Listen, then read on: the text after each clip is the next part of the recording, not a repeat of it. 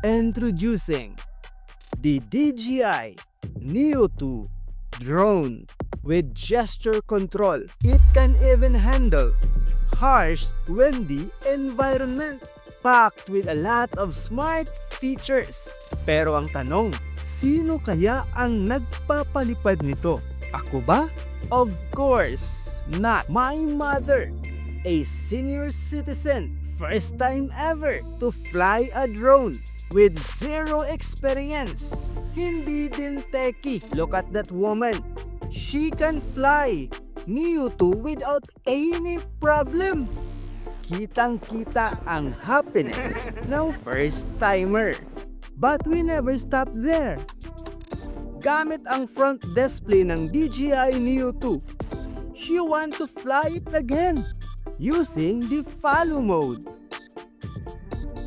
Wow! Kita nyo? Parang pro ang dating. Still not perfect. Understandable po yan sa isang first timer. But the important thing is, she enjoyed piloting DJI Neo 2 without fear. Just pure enjoyment and happiness.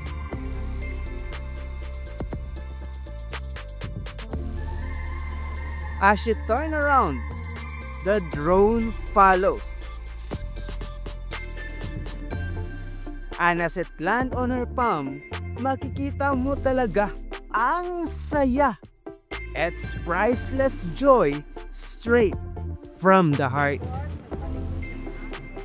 Kung kaya ng matanda, kaya din kaya ng bata? Tingnan natin sa aking pamangkin gamit ang drone mode feature ng DJI Neo 2 at gusto niya pa itong i-hand gesture. Oh, di ba? It's simply adorable. The smile and the joy because of DJI Neo 2. Kitang-kita ang saya. DJI will let you fly your drone easily and happily.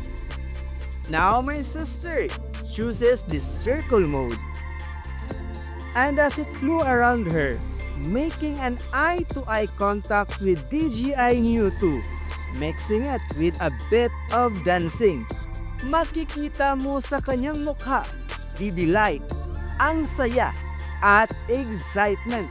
Akalain mo, first time mo magpalipad ng drone, pero hindi ka talaga matatakot. Matutuwa ka lang talaga.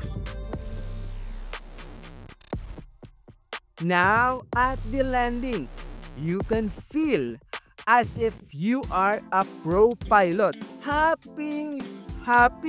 Now, with my wife, the boomerang mode. Sa umpisa pa lang, excited na siyang magpalipad. Nang lumipad na, kumalma lang siya. Kunwari, patingin-tingin.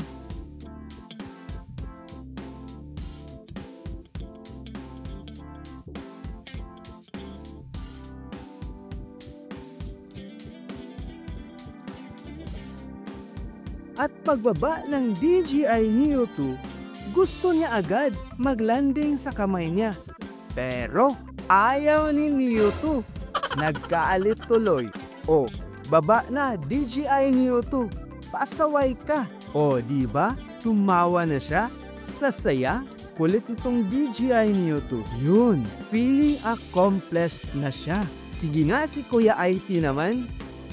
Pasimple lang ang loko. Ah, ako na pala to? Yan ang rocket mode. Lipad pataas, and then pataas pa din. At pababa na. Easy lang pala itong si DJI Neo 2. Kahit sino, kaya. Now, let's try the follow mode and the DJI Neo 2 obstacle avoidance feature or the omnidirectional obstacle sensing. Pero parang hindi kaya ni DJI Neo 2 ang kakulitan ng pamangkin ko. Nag-hide and seek silang dalawa. Kapag may malaking puno tapos biglang liko, medyo hindi masundan agad ni Mewtwo ang subject niya. Pero kalaunan natutunan din ni DJI Mewtwo. Parang ang ganda ng adaptability nito ah. Oops! Kala mo ha, maisahan mo pa si Mewtwo ulit? Yun! Nasundan na! Let's go!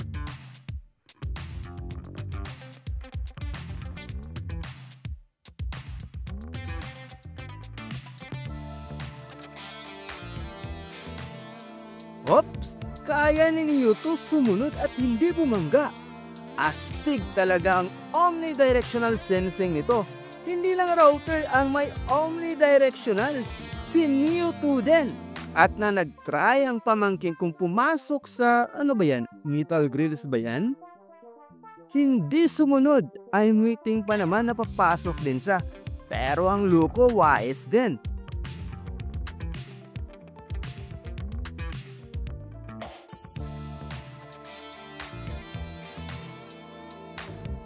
Dito naman sa pangalawa, hinintay pa siya ng pamangkin ko. Nag-isip pa ata eh. Pero wais talaga. Hindi pa din pumasok. Oo nga ba naman? Bakit pa siya magpapakahirap? Eh may madaling paraan naman para masundan ang subject niya. Mautak din eh. At yun nga, timing nag-lowbat na siya. At pagpalit ng battery, I tried to fly DJI Mewtwo sa ibabaw ng tubig. This is one of the most beautiful plaza po mga ka-IT dito sa Iloilo City, de La Paz Plaza. If makapasyal po kayo dito, this plaza must be in your bucket list. Oh, diba? Astig ng gesture control, feeling pro po tayo. So far, ang ganda ng lipad ni Mewtwo sa ibabaw ng tubig, kahit medyo malakas pa ang hangin. Kaya hindi ko muna pinatagal.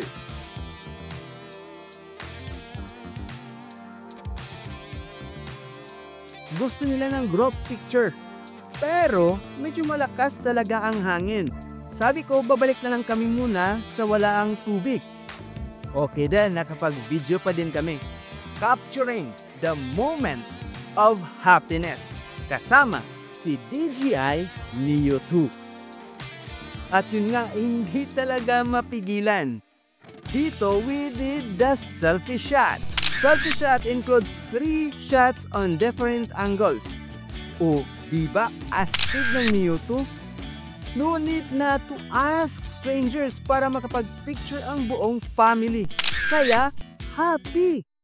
And we also tried DJI Mewtwo on nighttime. But, before that, tap mo na ang like button at mag-subscribe ka na din kung hindi ka pa nakapag-subscribe sa Kuya IT channel. So, dito na tayo sa plaza mga ka-IT. Ganda ng lights dito sa La Paz Plaza paggabi, kaya maraming namamasyal. Bata, matanda, pogi tulad ko at mga hindi pogi, nandito lahat. So far so good po si DJI Mewtwo mga ka-IT. Pero sa sidewalk na sa labas, habang naglalakad ako, may maliit na puno. Not sure if it's a puno po ba talaga, no? Pero nag-alanganin medyo.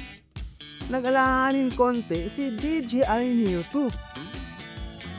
Pero kalaunan nalagpasan niya din. So far, you can use DJI Mewtwo kahit gabi. Just make sure lang po na may konting ilaw if you want to use the follow mode.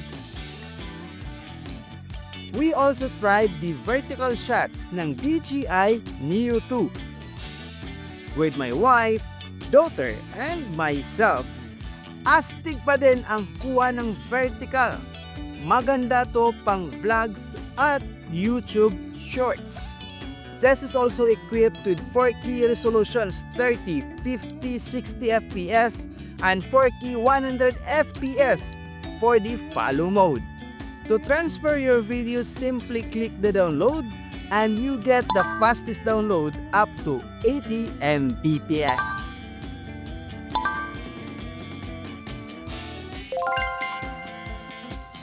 Kuya, gusto kong bumili ng DJI Neo 2. Ano po bang magandang bundle? So, meron pong option mga ka-IT na drone only.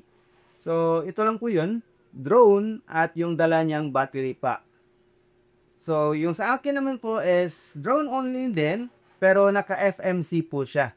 So, Fly More Combos, ibig sabihin, ang pinagkaiba lang po nila is, meron na siyang drone with battery pack, at the same time, may dala siyang extrang 2 batteries. So, in total, 3 batteries po ang dala at meron din pong charging hub. Then, may dalawa din siyang extrang propellers at charging cable. And the other option is, yun na po yung may dala ng RC or remote control. So, which po ba yung maganda? If you are a first timer po tulad ko, so I would recommend this FMC drone only. Para at least may extra batteries ka. So, practice lang man muna. Actually, you can control naman your DJI Neo 2 gamit ang inyong smartphone at DJI application.